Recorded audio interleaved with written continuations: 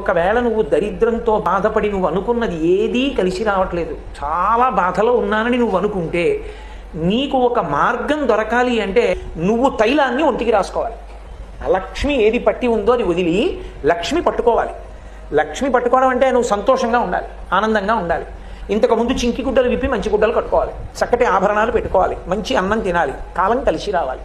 ఏ మాడుని బుద్ధిని అలక్ష్మి ఆవహించి ఉందో అది పోవడానికి మాడు మీద నూనె పెట్టించుకుని నువ్వుల నూనె ఒళ్ళంతా రాసుకోవాలి.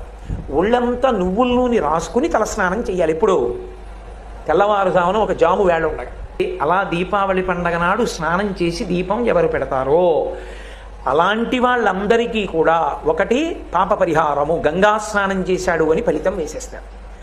దక్షిణాయన పుణ్యకాలంలో కాశీ వెళ్లకుండా గంగా స్నానం సంకల్ప సహితంగా చెయ్యడానికి అవకాశం ఇవ్వగలిగినటువంటి తిథి ఒక్క దీపం.